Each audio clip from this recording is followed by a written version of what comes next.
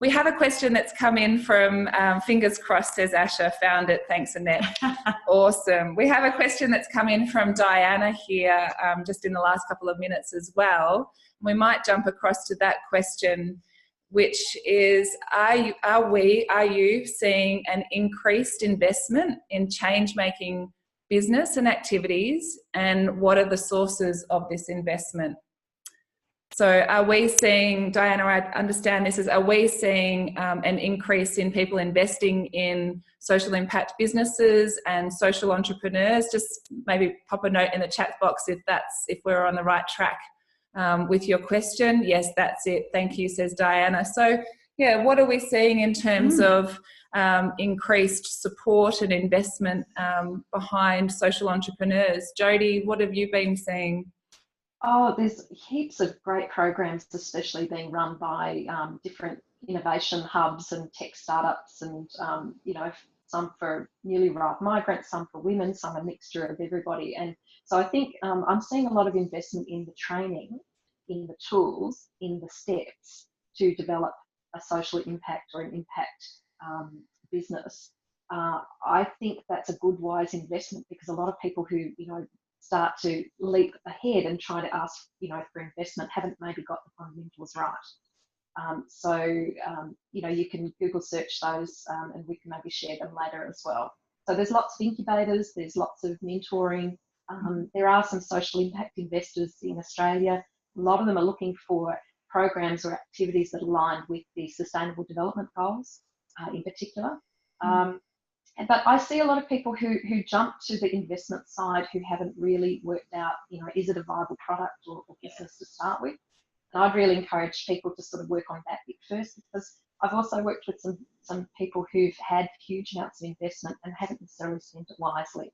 They come to me sort of at the end, oh, we're running out of money, now we need to get around investment. No, you've got to cut your costs, and you've got to have a business model that works, that people actually want to buy, not propped up by grants or funding. Yeah. That's very true. Does that help, Diana? I'll probably just mention as well, there's a great resource called Social Change Central, set up by Jay Balkin. I'm not sure if you know of who they are, Diana, but very worthwhile subscribing to Social Change Central. They have a weekly, I think, or a bi-weekly email with all different opportunities as they come up.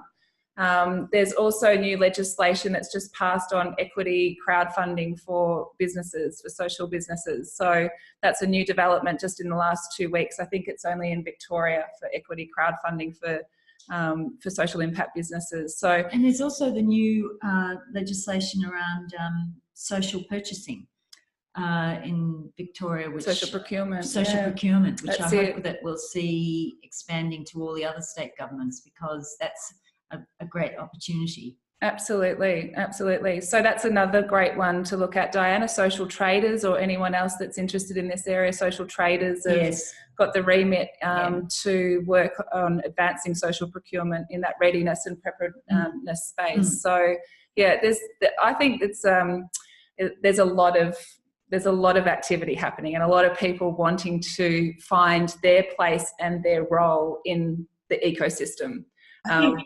Can I add to it? Yeah. There's also, if you think about individual business people, men and women, who've been very successful. And I found that someone said this to me, which is, at this point, I mean, I'm only junior really in this world, but, you know, people back the jockey, not the horse. And, you know, as Victorians, you go, oh, yeah, that makes sense. But we kind of are thinking about the horse that we're delivering. But I think it's in the relationships that I've built that I couldn't have gotten to where I am today without certain business people deciding they wanted to do impact investment or even philanthropy really at this point. But they see my course and go, whatever you want to do is great, let's break it down. But I'm backing you. So, and I think that is about thinking through the individuals or the businesses that have the same values as you.